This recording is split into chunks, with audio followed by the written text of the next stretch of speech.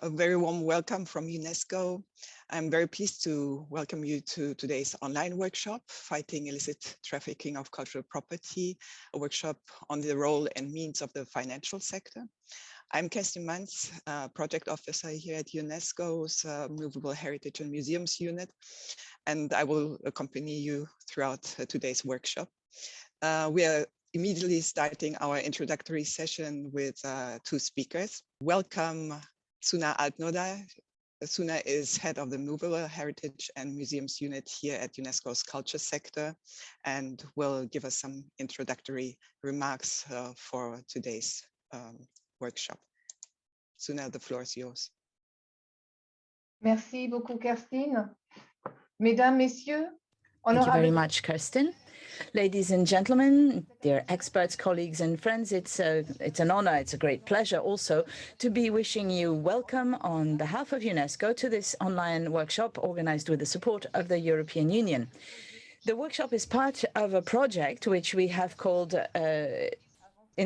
international and cross-cutting action to strengthen the fight against illicit trafficking of cultural property, which was organized together with the European Union, and the purpose of which is to raise awareness and fight illicit trafficking in cultural property in Europe and beyond. The workshop today is part of a string of projects organized by UNESCO with the European Union, which has been going on for several years, bringing together a number of professionals who work with the art market, but also law enforcement, the legal specialists, etc. Recently, we've broadened the group to facilitate the exchange of good practices and experience and improve inter-regional cooperation. And in the same spirit, today's workshop was conceived to launch a closer dialogue with representatives of the financial sector. The idea is to stress the risks of illicit trade in cultural properties and what means the sector has at its disposal to work against illicit trafficking. We are supposed to learn, we are supposed to exchange in this workshop, and we are therefore very happy that so many of you have chosen to join us. Let me say a few words about the works of UNESCO.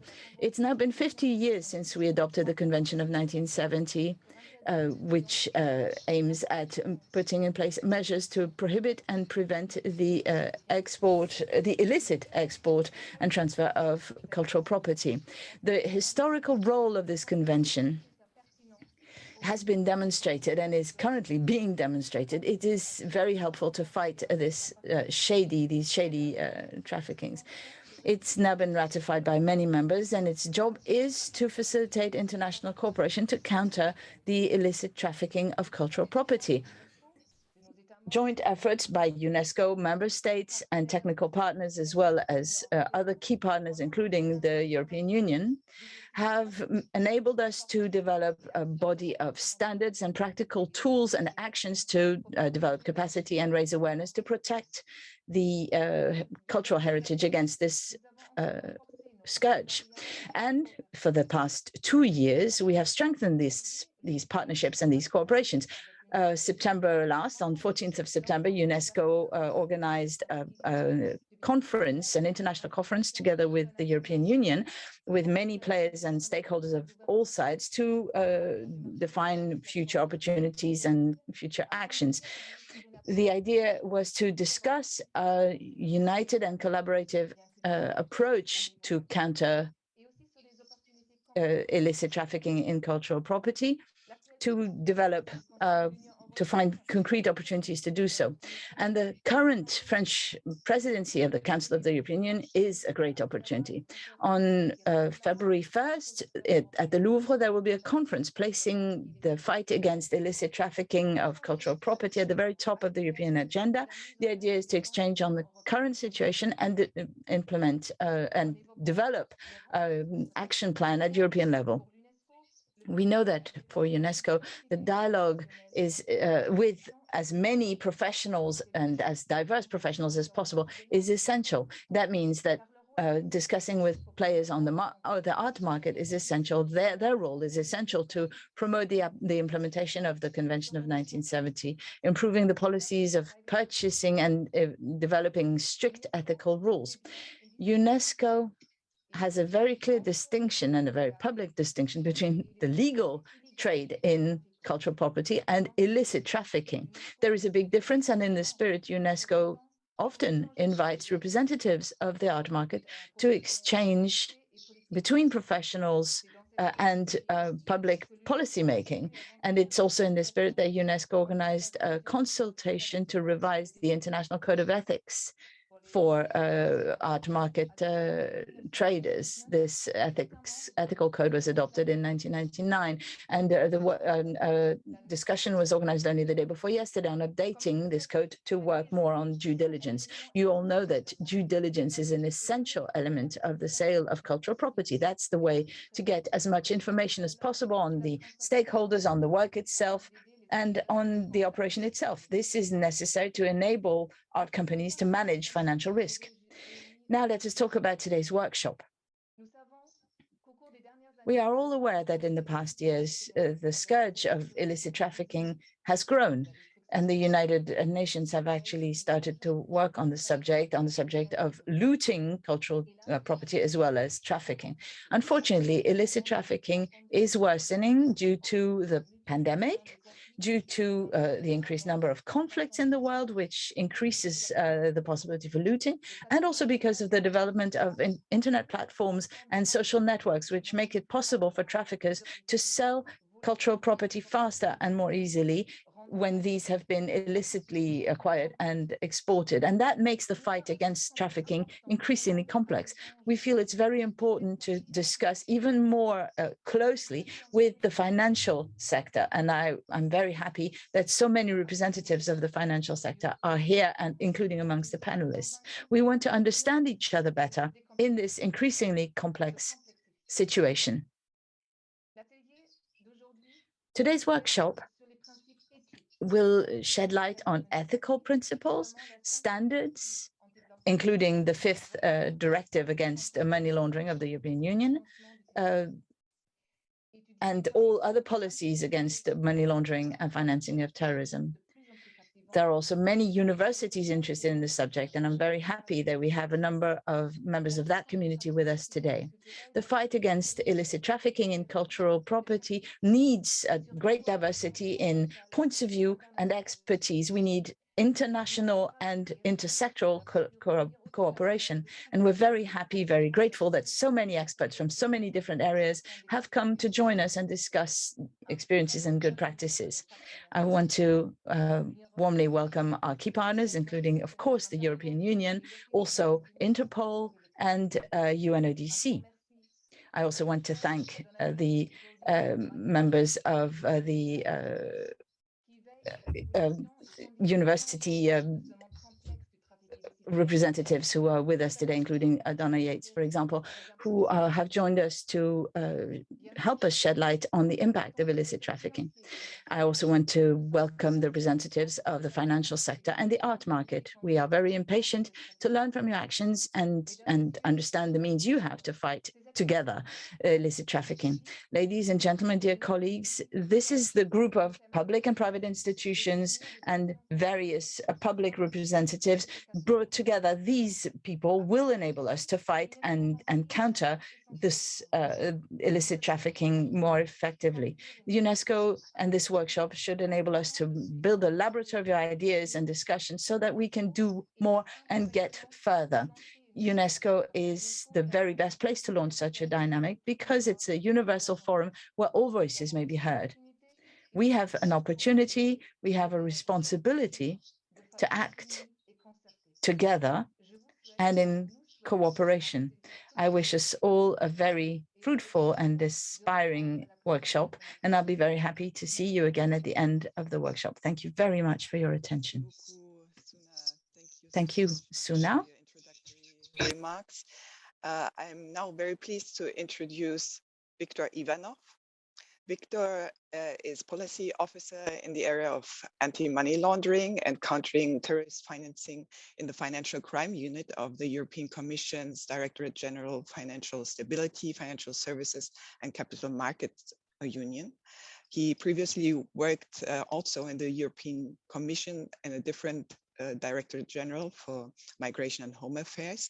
and focused on policies in the field of fighting organized crime, including freezing and confiscation of criminal assets, as well as on policies in the fight against corruption. He holds a master's degree in international peace and security from King's College and will give us an introduction today to the EU's anti-money laundering directives and their relation to the fight against illicit trafficking. Victor, the floor is yours. Thank you very much, Kerstin, and good morning to everyone. Thank you for having me here. Today, I'm going to be speaking about the EU's Anti-Money Laundering Directive and its relation to the fight against the illicit trafficking in cultural property. Very briefly, my presentation is going to touch upon the following points: the characteristics of the art and antiquities market that make it potentially vulnerable to money laundering and terrorist financing. What does the Anti-Money Laundering Directive mean in practice for the art and antiquities market? And I would like to conclude with a couple of questions as a food for thought. To begin with, there are certain characteristics of the art and antiquities market that make it vulnerable to money laundering and terrorist financing. These are the culture of confidentiality and discretion, which are important features of the market, the subjectivity and volatility of pricing and the high economic values involved, which create grounds for market manipulation, the international nature and global reach of the market, the ease of using works of art and antiquities to store and transfer considerable values. Investments in art may be used by criminals as a long-term and profitable investment. The main advantage of investing in art and antiquities is appreciation in the value of those goods. Furthermore, the relatively small size of the works of art and antiquities makes them easy to transport and store across borders.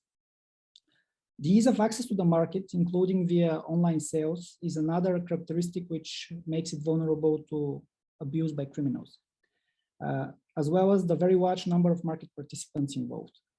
Works of art and antiquities are sold and brokered by a diverse group of actors, ranging from private traders to art galleries, antiquity shops, auction houses, and the risks related to money laundering and terrorist financing vary greatly across the sector. Now we can turn to the gist of this presentation, which is the EU's Anti-Money Laundering Directive. In a nutshell, the so-called fifth Anti-Money Laundering Directive entered into force on the 19th of June 2018. Member states are obliged to transpose the provisions of the directive in their national legal systems by the 10th of January 2020. Essentially, for the purposes of this workshop, Article 2 of the directive, which pertains to obliged entities, applies to the following: persons trading or acting as intermediaries in the trade of works of art, including when this is carried out by art galleries and auction houses, where the value of the transaction or a series of transactions amounts to 10,000 euro or more, and persons storing, trading, or acting as intermediaries in the trade of works of art, when this is carried out by free ports, where the value of the transaction or a series of linked transactions amounts to 10,000 euro or more. A number of other industry sectors, such as banking, have long been subject of the EU anti-money laundering and countering terrorist financing regulatory framework. The reason to extend the framework to cover the arts and antiquities sector is a concern that the market could be abused by criminals to launder the proceeds of crimes, such as drugs trafficking, modern slavery, corruption, tax evasion, fraud, or by terrorists to generate funds and finance activities. Now, an important question which this presentation hopes to clarify is: what does the Anti-Money Laundering Directive mean in practice for the art and antiquities market? First and foremost, art and antiquities market operators have to carry out a risk assessment and adopt a risk-based approach for the prevention and detection of money laundering and terrorist financing. This means that market participants have to identify and assess the risks of money laundering and terrorist financing to which they are exposed by virtue of their business, and assess the level of risk regarding particular customers. Furthermore, art and antiquities market participants have to put in place policies, controls, and procedures to mitigate and manage effectively the identified money laundering and terrorist financing risks. Those policies, controls, and procedures should include, for example, customer due diligence measures, suspicious activity reporting procedures, record keeping, internal control practices, and others. To begin with, knowing your customer is at the heart of an effective anti-money laundering and countering terrorist financing regime. Conducting effective customer due diligence entails identifying the customer and verifying their identity on the basis of documents, data, or information obtained from a reliable and independent source. Identifying the beneficial owner and taking reasonable measures to verify that person's identity. Assessing and, as appropriate, obtaining information on the purpose and intended nature of the business relationship. Conducting ongoing monitoring of the business relationship, including scrutiny of transactions undertaken throughout the relationship. And this is to ensure that transactions conducted are consistent with the knowledge of the customer, the business and risk profile, including, where necessary, the source of funds. As an obliged entity, each one of those entities has to assess if there are any particular red flags in relation to a particular customer. If the assessment confirms that there are indeed red flags and a particular customer presents higher risk of money laundering or terrorist financing, or is, for example, falls within a specific category, such as being a politically exposed person, enhanced due diligence has to be conducted. This usually entails requesting or obtaining additional information or documentation about the respective customer. Now, a very important feature of the anti-money laundering and countering terrorist financing regime is the reporting obligation. When a market participant knows, suspects, or has reasonable grounds to suspect that funds, regardless of the amount involved, are the proceeds of criminal activity or are related to terrorist financing, it must file a suspicious transaction report or suspicious activity report, depending on the jurisdiction, to its National Financial Intelligence Unit. Those financial intelligence units are central national contact points for the receipt and analysis of suspicious transaction and activity reports from the private sector. When FIU's analysis indicates that a criminal offense has been committed, they disseminate the results of their analysis to the national competent authorities responsible for the investigation and prosecution of serious crime, including the trafficking of cultural property. What is very important to put an emphasis on and highlight explicitly is that each obliged entity is not allowed to disclose to the customer concerned or to any other third party that a suspicious transaction report has been submitted to the national FIU. There is a prohibition of disclosure. Finally, one important aspect is the fact that market operators are obliged to maintain records of the customer due diligence check carried out, as well as supporting evidence and records of transactions and other inquiries. As I mentioned in the beginning of my presentation, before concluding, I would like to raise two, in my view, important questions as food for thought. The first one is linked to awareness raising. What can be done to raise awareness in the art and antiquities sector about the money laundering and terrorist financing risks, and about the necessity to put in place measures to mitigate those risks?